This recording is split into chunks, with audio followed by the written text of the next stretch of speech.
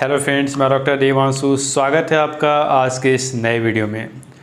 आज के इस वीडियो के माध्यम से हम बात करने वाले हैं इवोल्यूशन ऑफ सिम्टम। ये काफ़ी इंपॉर्टेंट टॉपिक है और एग्जाम पॉइंट ऑफ व्यू से भी और एज अ जनरल बेसिस से भी जाने, जनरल नॉलेज पेशेंट की स्टेज को समझने के लिए भी ये टॉपिक काफ़ी ज़्यादा इम्पोर्टेंट है। तो आज के इस वीडियो के माध्यम से मैं काफ़ी एक सिंपल वे में इसको डिफ़ाइन करूँगा ताकि आप एग्ज़ाम में भी इसको काफ़ी आसानी से लिख सकें और अगर कोई एग्जामिनर कोई वाइवा में भी पूछता है या आपकी एक जनरल अंडरस्टैंडिंग भी इस वीडियो के बाद काफ़ी ज़्यादा क्लियर हो जाएगी। तो ये वीडियो भी काफ़ी ज़्यादा खास होने वाला है। इस वीडियो को आप अंत तक ज़रूर देखें और अगर आपने अभी तक इस चैनल को सब्सक्राइब नहीं किया है तो पहले जाएं, सब्सक्राइब करें, बेल आइकन बटन पर क्लिक करें ताकि मैं जो भी इस तरह की वीडियो बनाऊँ उसकी नोटिफिकेशन आपके पास आते रहे। तो चलिए इस वीडियो को स्टार्ट करते हैं। इवोल्यूशन ऑफ सिम्टम यानी कि सारी कहानी यहाँ रिलेटेड है सिम्टम से। सिम्टम डिराइव हुआ है सिम्टोमा वर्ड से, जिसका मतलब है एनीथिंग दैट हैपन, कुछ भी जो घटित हुआ है। इसका अदर मीनिंग आप बोल सकते हैं change in the health of organism, यानी कि जो पहले हेल्दी कंडीशन में था वो अब चेंज होकर अब डिजीज़ कंडीशन में आ गया है। और डिजीज़ ग्रुप ऑफ सिम्टम ही मिलके डिजीज़ को फॉर्म करते हैं। होम्योपैथी में हम सिम्टोमेटोलॉजिकल स्टडी करते हैं, यानी कि हमारा जो वे ऑफ ट्रीटमेंट होता है, हमारा जो मोडस ऑपरेंडी होता है वो सिम्टोमेटोलॉजिकल के बेस पे होता है, न कि सिम्टोमेटिक ट्रीटमेंट होता है। सिम्टोमेटिक ट्रीटमेंट यानी कि डिजीज़ के कॉमन सिम्टम के आधार पे मेडिसिन को दे देना, बट सिम्टोमेटोलॉजिकल का मतलब है कि डिजीज़ का जो भी सिम्टम आ रहा है उस सिम्टम को बेस बना के उसमें क्या कॉमन है, क्या अनकॉमन है, क्या कैरेक्टरिस्टिक है, क्या पिक्यूलियर है, क्या रेयर है, इस तरह के सिम्टम को हम डिफ्रेंशिएट करते हैं जो भी पेशेंट हमको बताते हैं। इसलिए होम्योपैथी बेस्ड है सिम्टोमेटोलॉजिकल के आधार पे, न कि सिम्टोमेटिक ट्रीटमेंट पे। इसके बाद एक वर्ड आता है डिजीज़। अब डिजीज़ वर्ड को भी जानना काफ़ी ज़्यादा इंपॉर्टेंट है। यहाँ पे डिजीज़ का मतलब होता है not at ease. Not at ease का मतलब होता है कि free from pain, sadness, anxiety, यानी कि इस तरीके से हम फ्री हैं बट इसके पहले नॉट लगा हुआ है, नॉट एट इज़, यानी कि इस तरह का जो डिस्कम्फर्ट बॉडी में डेवलप हो रहा है, इस तरह का जो पेन डेवलप हो रहा है, जो एंजाइटी डेवलप हो रही है, उससे हम फ्री नहीं हैं, इसलिए हम अभी डिजीज़ कंडीशन में हैं। इसलिए इसको बोला जाता है not at is, EASE, not at is. अब कुछ अदर पॉइंट यहाँ पे हैं कि जब भी एक आप बेसिक लेवल से समझते हैं, जब भी हम बीमार पड़ने वाले होते हैं तो हमारा जो कंफर्ट लेवल बिगड़ने लगता है, यानी कि हम अपने फ्रेंड को बोलते हैं या अपने घर वालों को बोलते हैं कि थोड़ा अनईजीनेस महसूस हो रहा है, थोड़ा अजीब लग रहा है। ये स्टार्टिंग, ये पहले एक बेसिक से ये प्रॉब्लम यहाँ पे स्टार्ट हो रही है। देन जब भी ये बेसिक स्टार्ट होता है, यानी कि जब अनईजीनेस महसूस होती है, उस समय आपने एक चीज़ गौर किया होगा कि बॉडी में एक लोकलाइजेशन नहीं होता, यानी कि उस समय हमको समझ में नहीं आता कि ये प्रॉब्लम इस पार्ट से रिलेट कर रहा है, यानी कि इस लोकलाइज पार्ट से, इस टिश्यू से रिलेट कर रहा है, उस समय हमें समझ में नहीं आता है। इसको अदर लैंग्वेज में बोल सकते हैं होम्योपैथिक व्यू से, यानी कि हमारा जो वाइटल फोर्स है वो डिसबैलेंस हुआ है, जो कि एक हारमोनियस कंडीशन में फ्लो कर रहा था वो अभी डिसहार्मोनिक कंडीशन में चला गया है। जैसे कि जब हारमोनियम बजता है तो सारे गामा पाधा नी से एक लय निकलता है, तो यहाँ जो अभी हमारे बॉडी से जो लय आ रहा है वो पाधा नी ऐसा मिक्स होके बॉडी से ये निकल के आ रहा है। यानी कि कंफर्ट लेवल बिगड़ने पे पहला स्टेज में लोकलाइजेशन नहीं होता, किसी भी टिश्यू में क्या चेंजेज है वो समझ में नहीं आता।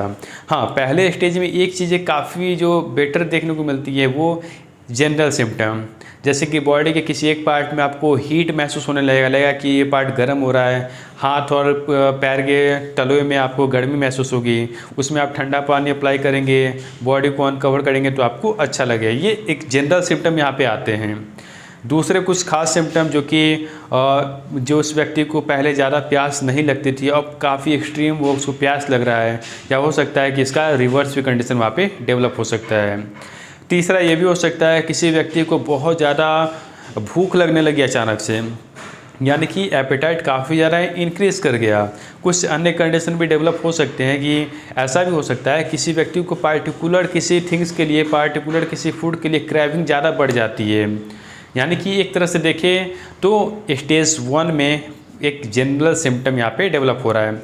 मैं स्टेज 1 इसलिए बोल रहा है क्योंकि हम इसको स्टेज वाइज ही आगे फर्दर इसको डिवाइड करने वाले हैं। स्टेज 1 में हमने देखा कि हमारा बस कंफर्ट लेवल डिसबैलेंस हुआ था, यानी कि यहाँ पे ओनली फंक्शनल लेवल पे चेंजेज आ रहे हैं। इसलिए यहाँ पे जो जितने जो सिम्टम आ रहे हैं वो जनरल एस्पेक्ट से देखने को मिल रहे हैं, और ये सिम्टम हमें डिजीज डायग्नोसिस करने में हेल्प नहीं करता। यानी कि ये नहीं बताता कि इस तरह की प्रॉब्लम आगे होने वाली है, बट सिलेक्शन के पॉइंट से देखिए, अगर सिमिलर मेडिसिन चुनने के पॉइंट से देखिए, ये थर्स्ट हो गया, ये एक्सेसिव क्रैविंग हो गया, ये एक डिजायर हो गया, या ये एक जनरल हीट हो गया, ये हमको मेडिसिन को सेलेक्ट करने में ये काफ़ी ज़्यादा हेल्प करता है। तो हमने देखा स्टेज 1 में, आप एग्जाम में भी यही लिखेंगे, स्टेज 1 यानी कि फंक्शनल लेवल पे चेंजेज यहाँ पे डेवलप हो रहे हैं। अब आता है स्टेज 2। स्टेज 2 में क्या होता है कि अब फंक्शन तो हमारा डिस्टर्ब हो गया था, जनरल हमारा डिस्कम्फर्ट लेवल आने लगा था बॉडी से, अब उसके साथ सेंसेशन प्रभावित हो रहा है, यानी कि हमारे बॉडी में अब वो चीज़ें महसूस हो रही हैं। इस पार्ट में स्टेज 2 में आपको वहाँ पे पॉइंट लिखना है कि यहाँ पे लोकलाइजेशन स्टार्ट हो जाता है, यानी कि कहाँ पे चेंजेज डेवलप हो रहे हैं वो चीज़ें समझ में आने लगती हैं। जैसे कि यहाँ पे अगर इन्फ्लामेशन अगर हमको समझ में आ गया तो यहाँ पे हमको बर्निंग पेन यहाँ पे अब महसूस होने लगेगा। पहले एक जनरल हीट समझ में आ रहा था, बट हमको अब इस पार्टिकुलर पार्ट पे वो डिजीज़ हमको दिख रहा है।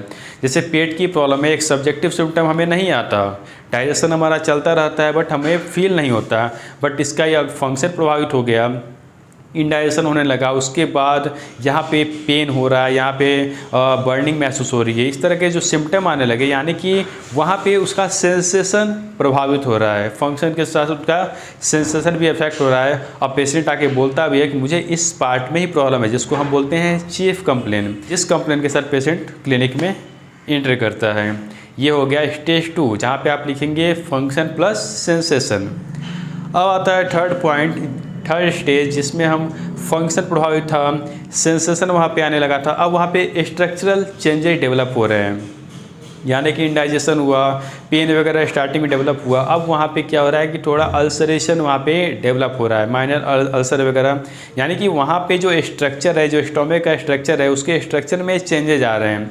ये आता है थर्ड स्टेज में, जहाँ पे function plus sensation plus structural यहाँ पे चेंज हो रहे हैं। तो ये पॉइंट आपको इसको इस तरह रिलेट करना है। लास्ट आता है आपका स्टेज 4, जिसमें फंक्शन प्रभावित था, सेंसेशन डेवलप हो रहा था, स्ट्रक्चरल भी वहाँ पे चेंज हो रहा था। अब वहाँ पे ग्रॉस पैथोलॉजिकल चेंजेज आ रहे हैं, यानी कि वहाँ पे जो चेंजेज, स्ट्रक्चरल जो चेंजेज जो थर्ड में स्टार्ट हुआ था, एक सुप्रीम एक लेवल पे पहुँच गया है, जिसको हम बोलते हैं ग्रॉस पैथोलॉजिकल चेंजेज। तो जो मेडिसिन का सिलेक्शन होता है डिफरेंट स्टेज वाइज, हमें ये मेडिसिन सेलेक्ट करने में काफ़ी ज़्यादा हेल्प करता है। जैसे आपने देखा जो स्टेज 1 था, जहाँ पे फंक्शनल लेवल पे चेंजेज आ रहे थे, जो एक जनरल सिम्टम आ रहे थे, वो जनरल सिम्टम आपको हर एक स्टेज में हेल्प करेगा मेडिसिन को सेलेक्ट करने में। और ख़ासकर देखा जाता है स्टेज 4 में, जहाँ पे ग्रॉस पैथोलॉजिकल चेंजेज हो जाते हैं, वहाँ पे कुछ सिम्टम आते हैं, जैसे कि पेशेंट को आप बोल देते हैं कि आपको यहाँ पे कैंसर हो गया या इस तरह का जो अल्सर डेवलप हो गया है। तो क्या होता है कि पेशेंट उस चीज़ को एक्सेप्ट नहीं कर पाता, क्योंकि हमारी मेंटलिटी ऐसी होती है, खासकर वैसे लोग जो हाईली इमोशनल होते हैं, वो इस चीज़ को नॉर्मली एक्सेप्ट नहीं कर पाते। तो वहाँ पे एक कंडीशन डेवलप होता है जिसको हम बोलते हैं न्यूरोसिस। न्यूरोसिस का मतलब होता है a mild mental illness that is not cause by organic disease, यानी कि जो उसको प्रॉब्लम थी, जो उसको ऑर्गेनिक डिजीज़ था, उसके कारण वो डेवलप नहीं हुआ है। ये डेवलप क्यों हुआ? क्योंकि उसका इमोशनल लेवल इफेक्ट हुआ। हमने उसको बता दिया कि इस तरह की प्रॉब्लम थी, उस प्रॉब्लम के, उस बातों के, यानी कि उस थिंकिंग प्रोसेस उनका इफेक्ट हुआ, और इस तरह की न्यूरोसिस जैसी कंप्लेन वहाँ पे डेवलप हो गई। यानी कि थिंकिंग प्रोसेस को इफेक्ट होने के कारण ये वहाँ पे न्यूरोसिस जैसा प्रॉब्लम वहाँ पे डेवलप हुआ है। ऐसे कंडीशन में आपने पढ़ा होगा मेंटल डिजीज़ के, जब आप जो उसका जो पहला टाइप है सोमेटोसाइकिक, यानी कि पेशेंट को लंग्स एब्सेस था, बट जब वो फिजिशियन के पास आ रहा है तो वो मैनिया इंसैनिटीज़ के सिम्टम लेके आ रहा है। बट फर्दर जब हम एनालिसिस करते हैं तब हमें समझ में आता है कि इसको ऑर्गेनिक प्रॉब्लम भी है, इसके बॉडी में ऑर्गेनिक चेंजेस भी वहाँ पे डेवलप हो रखे हैं। तो इसमें ही खासकर प्रॉब्लम आती है जब स्टेज 4 में, जब पेशेंट जाते हैं केस टेकिंग में, उनको ज़्यादा प्रॉब्लम आती है, क्योंकि ज़्यादातर जो पेशेंट वो कंप्लेन लेके आते हैं वो न्यूरोसिस का लेके आते हैं, बट उसके पीछे कुछ अन्य ऑर्गेनिक चेंजेस छुपा रहता है। तो ऐसे कंडीशन में हमें केस टेकिंग के समय थोड़ा बहुत ध्यान देने की ज़रूरत है, ताकि इस जो छुपी हुई कंप्लेन है, जो ऑब्सक्योर्ड सिम्टम है, उसको हम सामने ला सकें। तो ये थे डिफरेंट स्टेज। आई होप आपको ये वीडियो अच्छा लगा हो। एग्ज़ाम में भी आपको ऐसे ही लिखना है, जब भी आप इवोल्यूशन ऑफ सिम्टम लिखेंगे तो स्टेज 1, 2, 3, 4 इसको ऐसे करके डिफाइन करेंगे।